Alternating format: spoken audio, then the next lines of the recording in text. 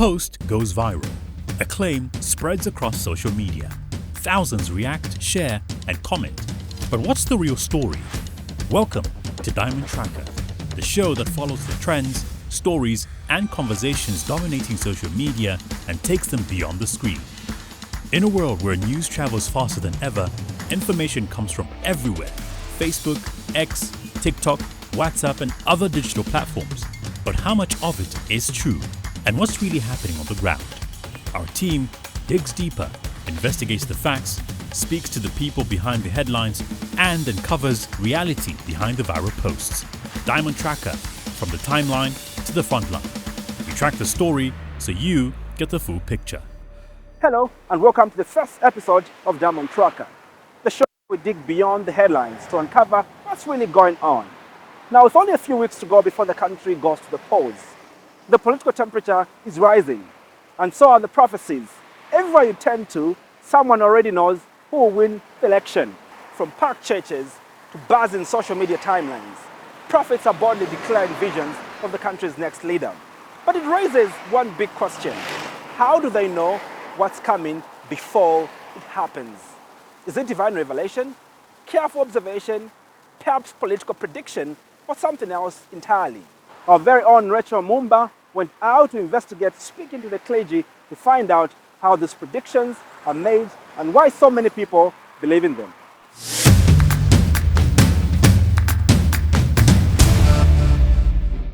Simon Mwewa.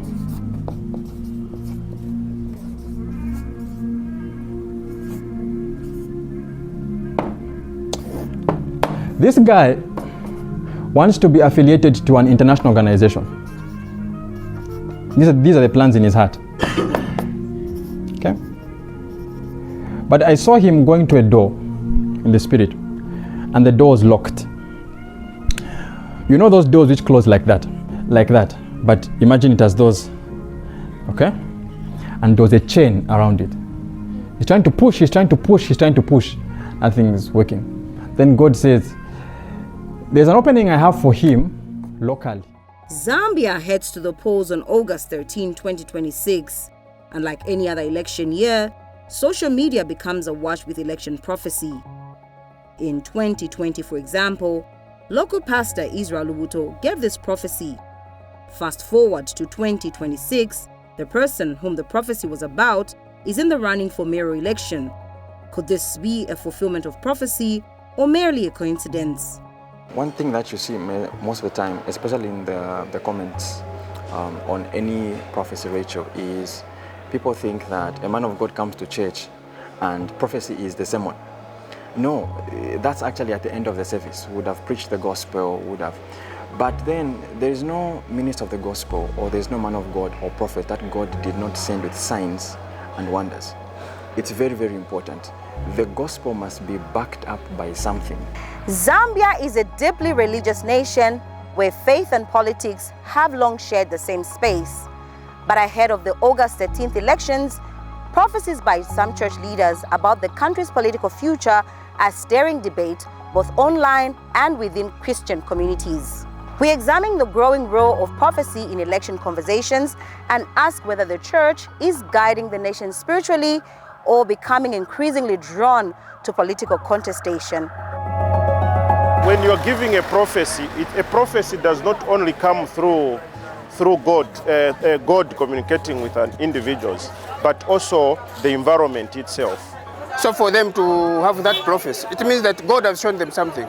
They have to wake up to say, if people are talking about this, then that means God has given them the mandate to say, talk to the people of Zambia, they should wake up.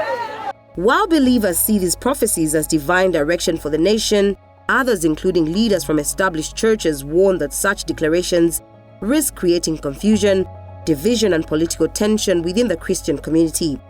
The Council of Churches in Zambia says election outcomes should be informed by the party manifestos and not prophecy. However, on prophecy related to elections, we are encouraging our people, especially the voters, I think, to take responsibility and discern on their own. And we are encouraging our people to listen to the manifestos these political players are bringing on board. And I think they should make a decision from that angle, unlike relying on the prophecy from a prophet or a man of God. As Zambia moves closer to a crucial general election, questions surrounding prophecy, politics, and the role of the church are unlikely to fade away soon. Whether viewed as spiritual guidance or political influence, one thing remains clear: faith continues to shape the national conversation in powerful ways. Rachel Mumba.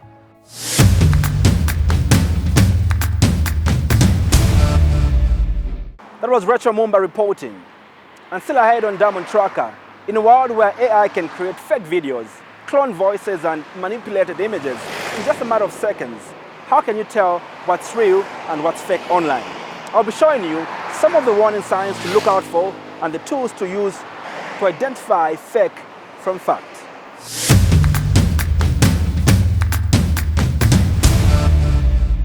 My colleague Victoria Yambani Kayeye went to the streets to speak to different people on how they feel about the rule of law. Later on, she speaks to an expert, Jimmy Maliseni.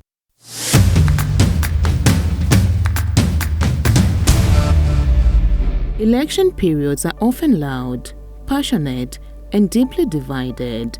From markets to classrooms, radio stations to social media timelines, people want to speak, debate, and challenge those in power.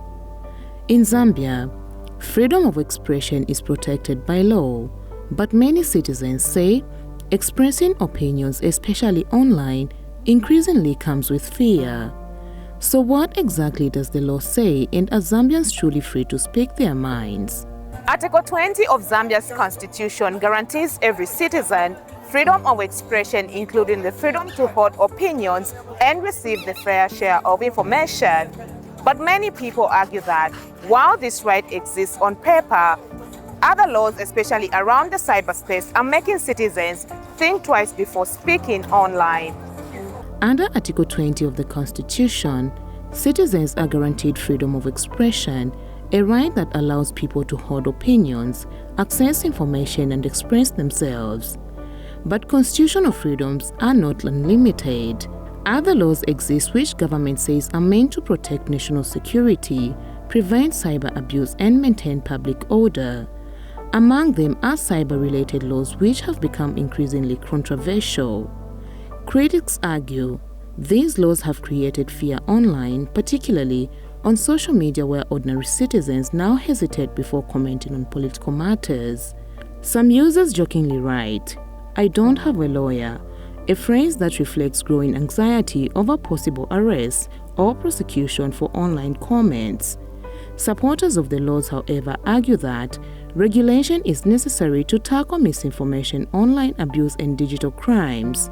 Freedom of expression in Zambia has been trampled out by this government, in the sense that whatever you say and the cyber law which has been introduced, things has become worse. The freedom of expression, to start with, yes, it's there because it's guaranteed in the Constitution of the Republic of Zambia. However, in the recent past, there's been a deliberate attempt by government as well as those law enforcement agencies to cripple freedom of expression. In Zambia, tatuli free ukulanda, tatukwete freedom. Here in Zambia, we're not free to speak on matters affecting us because we are afraid of being arrested. As Zambia heads towards elections, the debate continues. Where should the balance be between freedom and responsibility? I think that we are in a space now where Article 11 of the Constitution of the Republic of Zambia is being abrogated by the current administration. Article 11B, Victoria, guarantees Zambians the freedom of conscience, the freedom of assembly, the freedom to be able to express themselves. And in the current dispensation where people can meet both virtually and physically, both physical as well as virtual assembly and expression are severely constrained in our view. When you go onto any social media platform, there's a lot of fear amongst Zambian citizens in terms of how they express themselves. And I think that this administration has been very careful in how they've closed that particular space by ensuring that they go for high-profile individuals and make their lives very difficult. And when that happens in any jurisdiction, then an ordinary person becomes even more afraid. Appearing on Diamond TV's Costa program, Ministry of Information Permanent Secretary Tabo Kawana shares government's position on freedom of expression. I'm sure you've noticed this, P.S. Kawana, that there's been some form of restraint when it comes to how people are using the cyberspace. So you don't have a lawyer? Yes, most of them would say, I don't have a lawyer. I will not comment because I don't have a lawyer. Yes.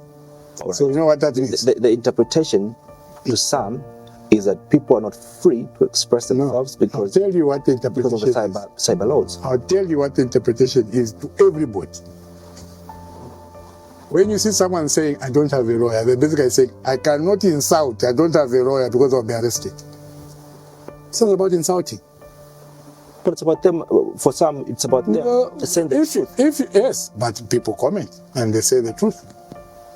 But it's those that want to use vulgar language, those that want to use non-facts, those that want to use lies, are the ones that even say, if I say here, I don't have a lawyer. Freedom of expression remains one of democracy's most important freedoms, particularly in an election season where ideas, criticism, and public debate shape national choices.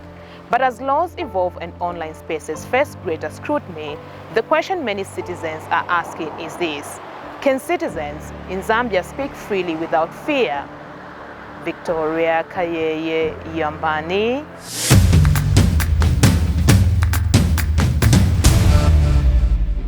Thank you so much, Victoria Yambani Kayeye, for that report. And I speak to a governance expert, Andrew Mwansa. I find out from him what he thinks about the observance of the rule of law the past 5 years under the new dawn. Quickly, I would like to find out from you what your observation has been with regards to the rule of law the past 5 years of the UPND administration. Yeah, so when we talk about the rule of law, we are talking about how the UPND has administered the laws. And for us, we think that there has been some positive aspects as well as some negative aspects about the rule of law under this administration. For instance, when you look at how cadreism has been reduced in the last 5 years, it's very, very commendable. And also we have seen that President Hichilema has taken some steps, of course, to repeal laws such as the defamation laws of the president. But that law has also been replaced by the Cyber Security Act, Cyber Crimes Act, which is giving problems and taking us back to the same era where people are being charged for defaming the president. But overall, we think that the UPND administration has done well. When you look at the Zambian citizens, how they're living, people are able to live peacefully, coexist. They can wear party regalia of their own political party without being victimized so much. Of course, there's been arrests, and people have alleged that those arrests that have been made by the government, for instance, opposition leaders that have gone into jail for possessing property worth millions of kwacha, that has been a source of concern. But you see, the law is a law. You can't substitute it. If somebody committed a crime, they answer for that crime, except that we need to see that it's balanced between even those who are in the ruling party. The last few days, we noticed that Mr. Tom Muchelo has been recalled and being arrested. That's an ambassador, a senior position in government. So it's all right. I think so far so good, but we are not yet there. The U.S. government raised a number of issues. The former U.S. ambassador raised a number of issues which needed to be attended to by this government. They have not done that. And what they bemoaned was that there were no arrests that were made, despite the revelations and the investigations that were done into the Zamsa drug theft. So we think that the way we implement the law in this country, we still have a problem. It is a legacy issue. It is not about this administration. It's a carryover from the colonial government to the UNIP government, to the MMD government, and now to the UPND government. power gets to be power, and it gets sweeter and sweeter every day. And we see that people get relaxed. Instead of fighting corruption effectively, they don't do that. But I think that the UPND has tried. The laws that they have made, of course, have tried to strengthen the fight against corruption. What if, with regards to the application of the rule of law, there's been concern that has been coming from the other section of society that the law is applied selectively? When a UPND member commits a crime, the Zambia police, for instance, will be very slow in addressing that particular crime. But when a crime is committed to a member by a member of the opposition, the police moves in swiftly. What have been your observation regards this? Of course, that's a very serious source of concern as well. That I share the concerns by members of the public when they can refer to a number of incidences that happened. For instance, we remember that people were able to defame the former head of state, the late former head of state, without any repercussions at all. But the moment to do that to the sitting president or to anybody in government, we saw Munia Zulu getting into jail for a similar crime that others had committed who are in the UPND. And those have not been taken on board. So that's a source of concern. That is why we are saying when we're implementing the law must be blind. It must not see a party membership.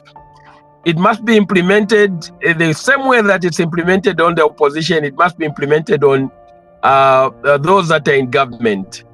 So these are issues that President Hakainde Hichilema should be able to address, and we ask him to address these issues if he's re-elected in his second term. Those were the views of governance expert Isaac Mwansa. After this, I'll be showing you how to identify AI-generated videos on social media.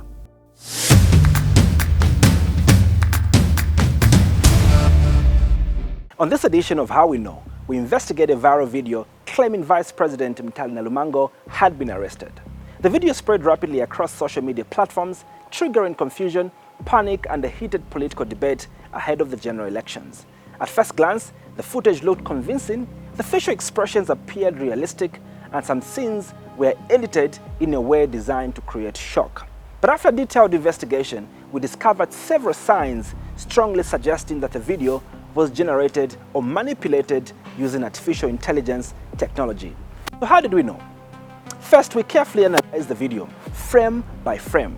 When slowed down, several unusual details became visible. Unnatural facial movements, distorted hand gestures, and inconsistent shadows in some scenes. And parts of the face appeared to be blended into the background for a split second, one of the most common indicators of AI-generated or deepfake content. We also noticed irregular blinking, patterns, and robotic body movements, especially during fast transitions. To verify our findings, we used several online verification and AI detection tools. These included Hive Moderation AI Detector, which analyzes whether visual content may have been AI generated. We also used Deepware Scanner, a tool specifically designed to detect deepfake videos and manipulated facial patterns. We also used Google Reverse Image Search, which helped us investigate whether some visuals had been reused and digitally altered from older footage. We also compared the viral clip with official public appearances and verified video of Vice President Mtali Nalumango. Government later dismissed the circulation arrest claims as false and misleading. Now, this case highlights a growing challenge during election periods. The rapid spread of AI-generated misinformation. With today's technology, almost anyone can create fake speeches, fake arrests, fake endorsements, and fake breaking news within minutes. And if shared widely enough, false content can influence public opinion, damage reputations, and create unnecessary panic. That is why Diamond Tracker exists, to question viral claims, to investigate suspicious content, and to help viewers separate facts from fiction in the digital age. Because today, not everything you watch online is real.